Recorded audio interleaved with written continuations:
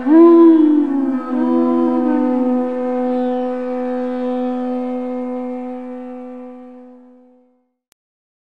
today we will be reading from Srimad Bhagavatam, Canto 8, Chapter 8, Text 9, and we will all be churning the milk ocean together today.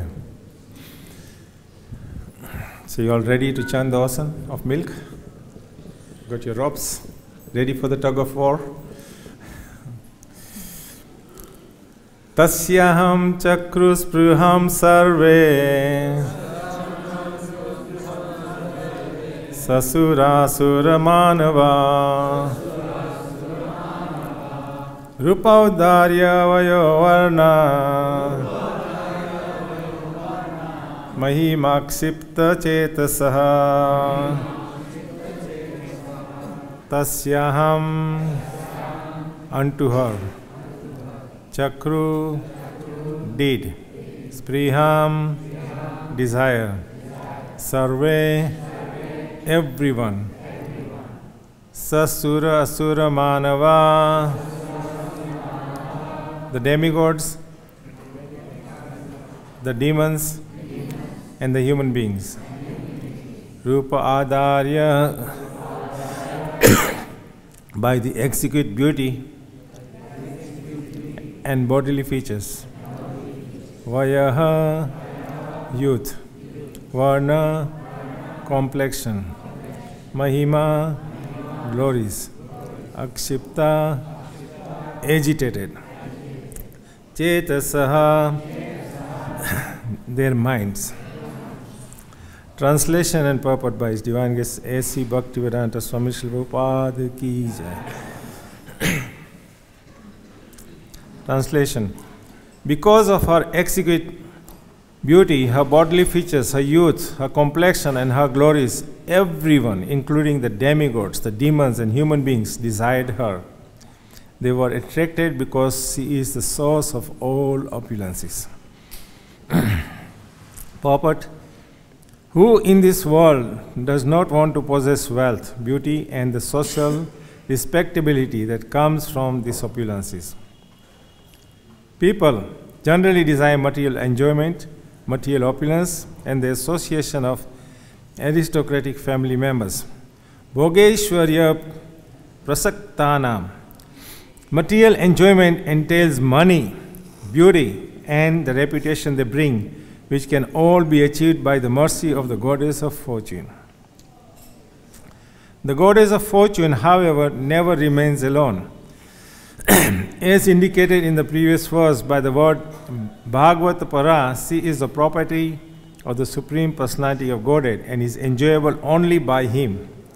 If one wants the favor of the goddess of fortune, Mother Lakshmi, because she is by nature Bhagavad-Para, one must keep her with Narayan. The devotees who always engage in the service of Narayan, Narayana Parayana, can easily achieve the favor of the goddess of fortune without a doubt. But materialists who try to get favor of the goddess of fortune only to possess her for personal enjoyment are frustrated. Theirs is not a good policy. The celebrated demon Ravana, for example, wanted to deprive Rama, Chandra, of Lakshmi, Sita, and thus be victorious. But the result was just the opposite. Sita, of course, was taken by force by Lord Ramachandra, and Ravana and his entire material empire were vanquished. The goddess of fortune is desirable for everyone, including human beings. But one should understand that the goddess of fortune is the exclusive property of the Supreme Personality of Godhead. One cannot achieve the mercy of the goddess of fortune unless one prays both to her and to the Supreme Enjoyer, the Personality of Godhead.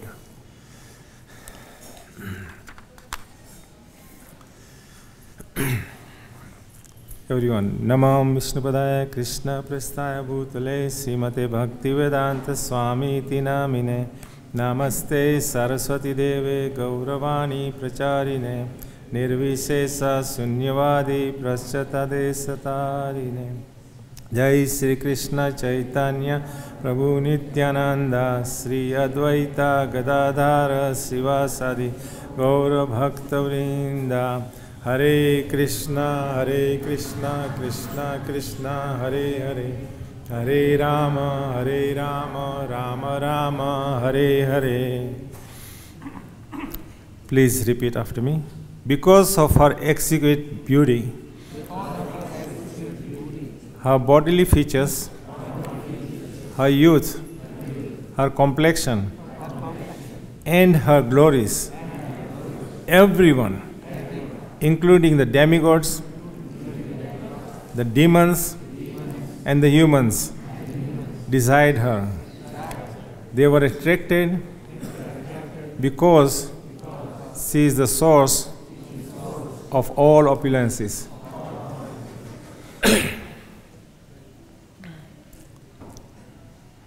So we are remembering the pastimes of the churning of the mountain in the milk ocean, and we've gone through the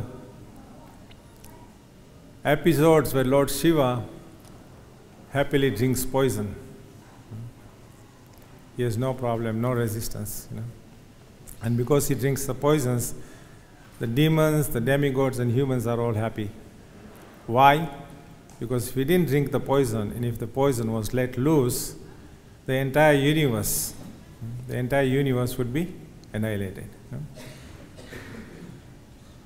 Then we hear how the Surabhi cow comes out, the white horse comes out, then we hear about the different elephants coming out and different. So now we are hearing about how Mother Lakshmi is appearing. And here there is a very sensitive description given, because it's describing the beauty, the bodily features, the youth, the complexion. And this is coming from Bhagavatam. And then on the other side, sometimes we hear how we are supposed to look at everyone as part and parcel of Krishna.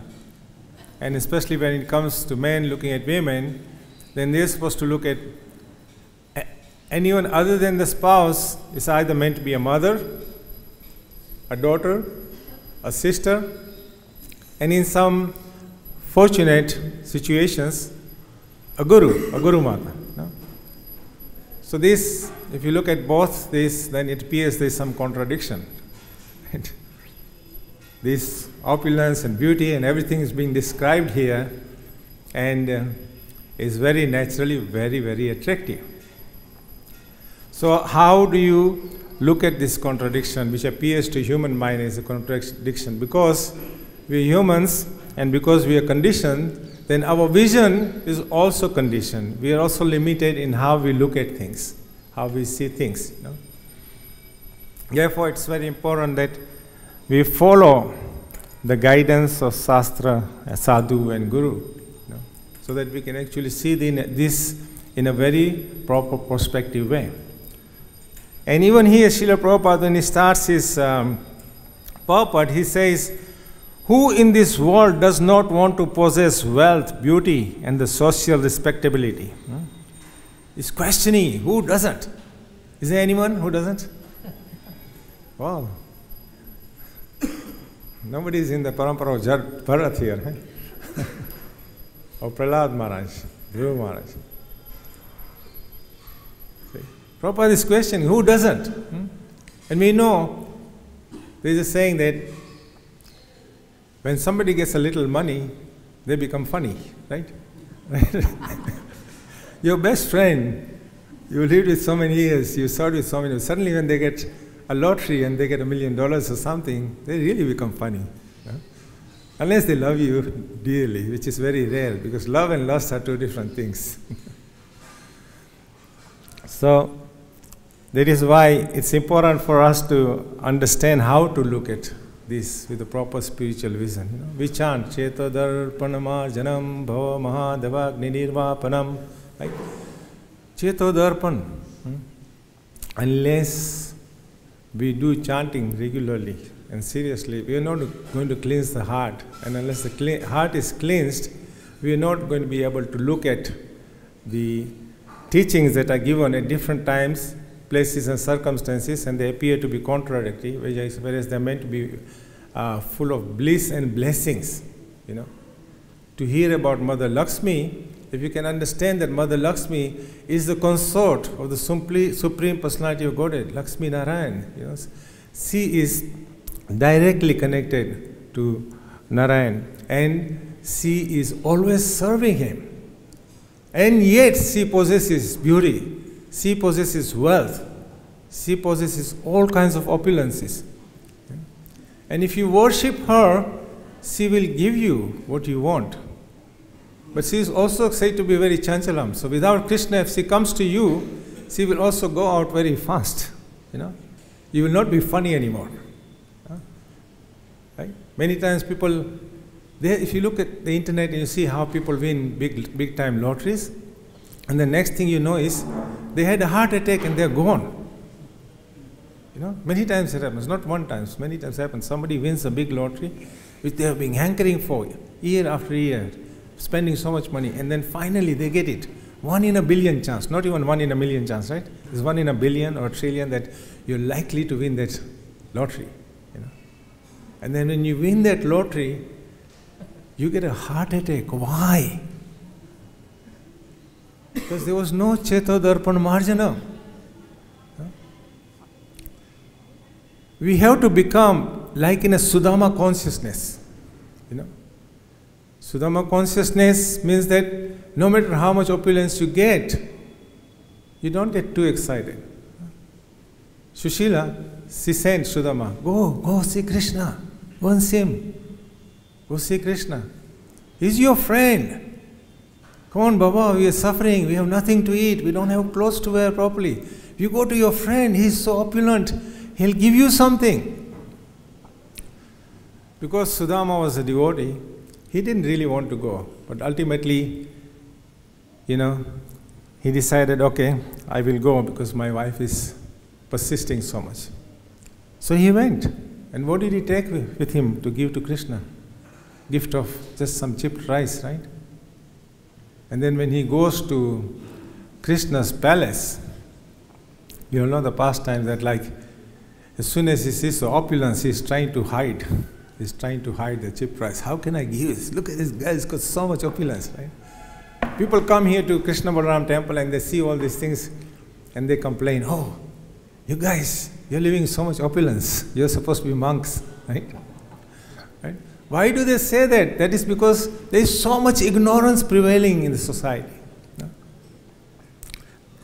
They don't understand that the best has to be given to Krishna and in service to Krishna. So when Sudama arrived, Krishna hears that Sudama is there. He's with Rukmini. He drops everything. He runs like a little kid. He's running. Sometimes you may experience that you meet somebody after a long time, your alumni or some village friend or childhood friend, and you're meeting them after 20 or 30 years, you become all very excited and that only happens when you had some really good pastimes together. So here Krishna is so excited, he's running. He runs right through the corridors all the way till he gets to Sudama, and then he grabs him and he embraces him. All these queens and the children and the servants, they couldn't understand why Krishna is running like this. He's so excited. He's running like this. He's hugging him. He's bringing him into the palace. He's sitting on his own personal dais. Here, you sit on this dais here. And Sudama is wearing torn clothes. Just see. He's very humble, very skinny. In the modern society, you would call that this is a tramp. But this was a real devotee tramp, He mesmerized Krishna just like that. Krishna wanted to eat the chipped rice. Just think what the queens were thinking. Why? We're giving him the best of prasadam. We're giving him the best of the foods. Everything that he wants, we're cooking. more than chapan box in every offering. And still he is after these chipped rice from a little bag, which are not even cooked. And he's eating and rejoicing them. It's like he hasn't eaten for days and days, and he was waiting just for the chipped rice to arise. And that was like his favorite food that he really wanted to eat, and that he is. Sudama, well done. I'm so happy to see you brought my chipped rice. No? Can you imagine how Krishna was so excited and the queens were so bewildered? What's going on here? We do so much service to Krishna every day. And look at him. We never see the reciprocation from him towards us. Sometimes as we are pujaris and we are serving, we may also think like that, but we should be careful, be alert. Krishna is always reciprocating, but he will reciprocate according to your bhava. It wasn't like he had never seen chipped rice. It wasn't like he never had friends. But this particular friend had so much devotion, so much bhakti inside him that it was flowing, that Krishna could see. You don't necessarily have to put a big tilak, big, nice clothes and everything and say, now Krishna is going to see me. Krishna is not after our external looks. He is not after what we can externally put up as a show. He is Suridam. He is seated within our hearts. He can see what's going on. If you are cheating yourself, he can see that. If you really love Krishna, he can also feel that. It's up to us. Are we doing seriously some Chetodarpan Mahajana? Are we taking some guidance, from the sadhu and sastras who are already realized? Are we taking our spiritual life seriously? Are we following the sadhana bhakti seriously?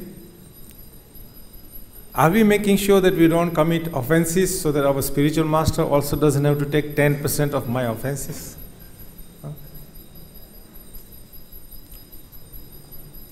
These are serious points of consideration. Beauty, wealth, opulence, everything is there when Krishna is there. If Krishna is not there, there's nothing there really. Everything that you have without Krishna is all temporary. And everything that you have with Krishna, even a petal of flower, this is a very powerful thing. If you have devotion. Krishna is everywhere. There is no place where there is no Krishna. So when Sudama is living, Krishna doesn't give him anything, gives him his old clothes back. Generally we say, well, Sudama was feeling bad, why Krishna didn't give me anything? But a true devotee looks at it differently. A devotee looks at it differently, just like Sudama did. He was so happy that Krishna didn't give him anything as he walked away. He was thinking, just see, my Lord is so kind to me, because he knows that if he gives me opulences, then there is a good chance that I will fall down. Right? Like money makes us funny. Don't forget. So opulence makes us funny also. Wealth also makes us go in the wrong direction if it's not utilized in the service of Krishna. So he was actually going away, satisfied that I came by force and now I'm going back. So this way, Krishna has understood my welfare. Krishna is my real well-wisher. Right? Otherwise, Krishna could have given, take some gold, take some nice clothes. I'll send 100 servants with you. Krishna had so many servants. He could have given Sudama so much, but he didn't. So Sudama is going away. But once Sudama is going away, Krishna is thinking, what is he thinking? My dear friend is so poor. I have so much, but I have nothing to give him really. Because no matter how much I give him is not comparable to his devotion and bhakti for me. No. What is Krishna really looking for? He found what Sudama had in him, therefore he didn't consider anything at all. He even says that if I could give the entire Indra's position to Sudama, it would not be comparable. Rather, it would be an insult to his devotion and bhakti to me. That's how the sadhus, the saints, we look at it like that. Not that we think on mundane platform, Krishna was so selfish, didn't give anything, ate all the cheap rice, sent him away empty-handed. Sudama is thinking, I came, I worshipped, I came all the way, he didn't even give me a dime, right? As mundane, humans, we would just think like that. You come and we pray to Krishna, and you pray to Krishna. And sometimes we don't get what we want, right? Sometimes you come back after a whole day's Harinam Sankirtan. Like here we do big distribution, but in the West it's different. Devotees leave at 6:30 in the morning and they don't come back till 11, 12 o'clock at night. And sometimes there's no prasadam and they don't complain. The whole goal, I remember in the late 70s, early 80s when I joined, in the marathon time everyone went out all day. Just so sincerely. There was no stopping. Everyone went out sincerely just to distribute books. And often you'd come back so late, you're so tired. But you wanted to be the first person up next day, early in the morning, so you could go and distribute books for the pleasure of Srila Prabhupada. There were so many wonderful devotees when I joined. Even when I think of it, my whole body kind of vibrates from inside. Thinking of those wonderful devotees from whom I picked up so much mercy. That mercy is flowing causelessly. It's in your hands. Do you want it? Do you really want that mercy?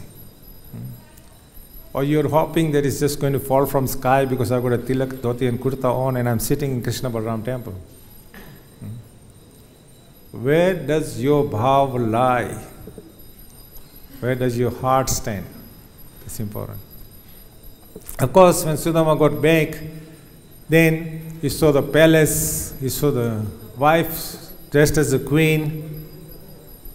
He accepted it, but if you go into the narration of how he lives even in the palace, he's still very renounced. If we were given a palace like that to live in, how many of us would be able to remember Krishna at every moment and every breath of our life?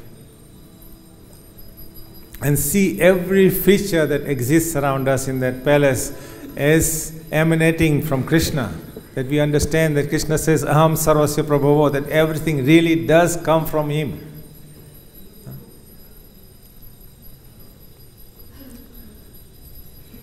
And in the pastimes of Sudama, actually, ultimately he gives us a palace. When he sees his wife and his children becoming so much absorbed and going in the opposite direction, he actually preached to them and took them away from the palace. He gave the palace away. He gave it away. He didn't keep it. Because he was well-wisher of his family. A true father, the father of the family, his primary concern should be that how can I take my wife and my children back home, back to Godhead? Otherwise, you cannot be considered to be a spiritual father. Why do we say Guru Mata and Guru Pita? Mother assists, she guides. At times of challenges, she takes leadership. That is real spiritual life. That's Krishna consciousness. Not that now I have so much opulence, fine, let me enjoy. I will put this big flex in my room, in every room, saying, remember Krishna at the time of death. So suddenly if I die, I will remember Krishna. It doesn't work like that. It doesn't work like that. So when we hear pastimes of the devotees through the Bhagavatam, every time we should try to relate it practically. How does it relate practically to us in our life today, in today's day and age? So we can, if you like, we can compare the churning of this mountain to the chanting. When you are churning, when they're chanting, most different things are coming. First, the poison is coming, Right? Poison is coming, right? We didn't say it, but it's coming, right? Your faith, your shraddha in the Guru and Paraprana system, it's coming. So likewise, we have to have shraddha in the process of chanting. When we hear about chanting, the first stage, as opposed to poison, what is that poison that's coming out when you're chanting? The offenses that are coming out, right? You're chanting, but there's so much offenses, right? You're not focused. You're thinking of all the other things that you shouldn't have been thinking. Although you hear that every time I say, Hare Krishna, Krishna is chanting and dancing on my tongue, right? But then, how often and seriously and sincerely do you take it that when you are chanting, Krishna is there, so I should focus on Krishna and not think of everything else that I am supposed to be doing and not supposed to be doing. Right? The devil's advocate, the mind that runs on the basis of this, is always thinking of everything else except for Krishna, even when we are chanting. That's why Krishna, Arjuna is telling, Chanchalam hi mana Krishna. The mind is so flickering. Your mind is in so many different places. Even when you're trying to say, Hare Krishna, Krishna Krishna, Hare Hare, Hare Ram, Ram Ram, Hare Hare. We all experience that, right? So we have to go through it. Srila Prabhupada says, chant. Repent. Whenever you finish chanting and you look back and say, well, I didn't focus, then repent, atone, so that next time when you chant, you can chant better. Once the chanting is in progress, mountain goes down, Krishna comes and helps to bring it up, poison comes out, he takes care of the poison, right? He's showing by example that I am always there. Even when you are chanting, if you are sinking, I will come and lift you up. If your poisonous anarthas are coming out, I will come and take care of those anarthas. But chant with Shraddha. Then the good things will start coming out, Then you get to what stage? What is the Surabhi cow in your life? What is the white horse in your life? What are the 8 he and she elephants in your life? When you're chanting, you come to Namabhas stage, where you begin to chant more seriously. When you chant more seriously, then the journey is really taking place nicely now. Now you have lifted yourself above the Namaparad stage. And if we lift ourselves above the Namaparad stage, then we will be able to chant very nicely. We will be able to reach, to feel the chanting. The day when you don't chant in the morning and you leave your chanting till later and you feel like you're carrying a mountain, even if one round is left and you feel you are still carrying a mountain, you missed out on something. You didn't do something very important you were supposed to do, right? Then you know that spiritual life is progressing. Like if you don't eat breakfast and then you don't eat lunch, and then it's going to late afternoon and you're feeling hungry, you feel it, right? That you're missing out on something. The stomach is crying for something. So likewise, not just the mind, but the heart should be crying for the chanting of the holy name. If you haven't done your minimum promise that you gave to your spiritual master, right in the fire sacrifice and in the presence of devotees, then you should feel it. That I did not chant my rounds. I have to do that first. That should be the topmost priority. Because that is what's going to help you through. That's what's going to help us. And ultimately, if your Namabha stage becomes perfected, as it becomes more perfected, then love of Krishna or love for Krishna will develop.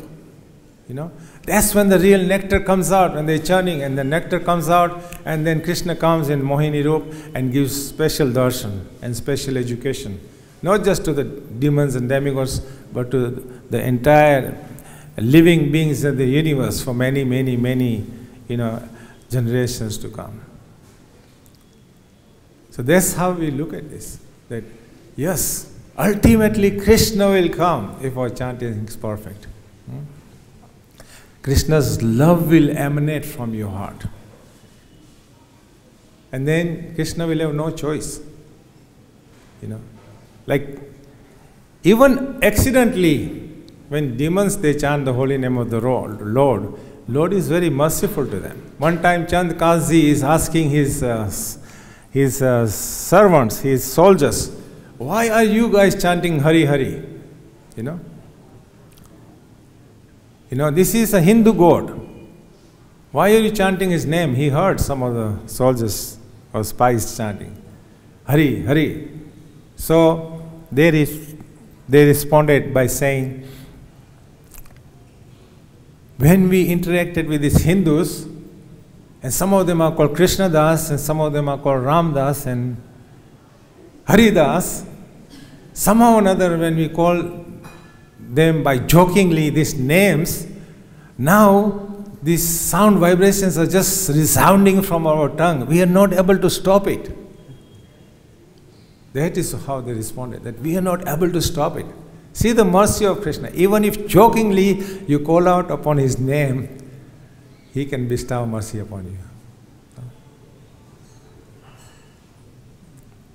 So, the way to look at this chapter and Bhagavatam classes, when we come to Bhagavatam classes, or we hear Katha, or we read, we should look at the essence of what we are hearing and see what is really beneficiary from that Katha and how it's resounding in your life on daily basis and how you can apply it. It's not that, oh, this Katha is being recited for everyone else except for me. Just like when somebody dies and you see Ram Nam Satya Hai, Ram Nam Satya Hai, and people are walking and you think, oh, somebody's died. How many times do you actually stop and think, I will be also going like that one day like this? No? How many people really think? No? It's astonishing, amazing, right? You see so many people dying. You go on Parikrama Marg and you go past that area where they have the cremation. Every day so many bodies are going. And you go past and you're chanting away, completely in ignorance, I would say. At least I do, in ignorance. Because we don't think, I also have to land up. This is my final destination. This is called the grave's end. You know. We don't think like that. Therefore, it's important when you come to Katha, resonate. Think of all the beneficiary, great things that are being recited, and then see how you can deploy those things in your life. Start putting those points into practical application. Don't come here empty-handed and go away empty-handed. Okay? Come here with a fresh mind. Be prepared to take the best that you can and take it away with you and apply it. You know? Just like if you went to a bank and somebody was giving us so many dollars for free or rupees for free, you would grab as much as you could, right? You won't say, no, it's okay, I came, I've seen the dollars, rupees, they are free, you keep them, I don't want them. You'd actually collect as much as you could and take it away, right? And if you're smart enough, you're spiritually advanced enough, you'd come and offer them to the lotus feet of Krishna here. You would say, Govindam Adi Purusham Tamaham Bhajami here. I got all these donations for you today. So let us please take Lord Chaitanya's instructions, Shikshashtakam, very seriously. Follow the very first verse very, very sincerely.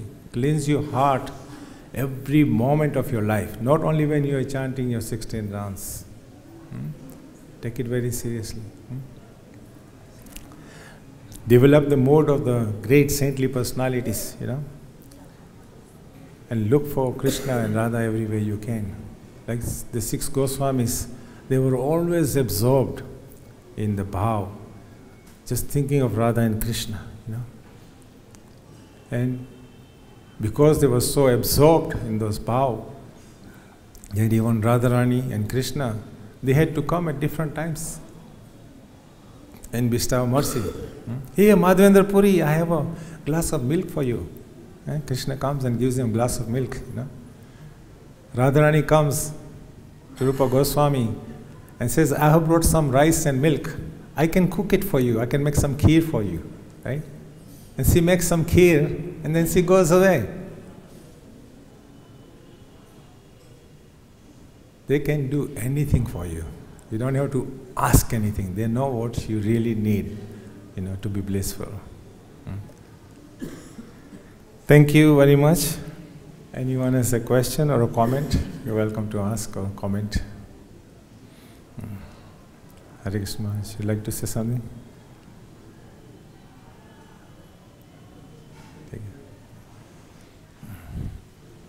So chant and be happy. Hare Krishna, Krishna Krishna, Hare Hare, Hare Rama, Rama Rama, Hare Hare. Granthraj Srimad Bhagavatam ki jai. Jagat Guru Srila Prabhupada ki jai. Nitai Gaura Premanandi.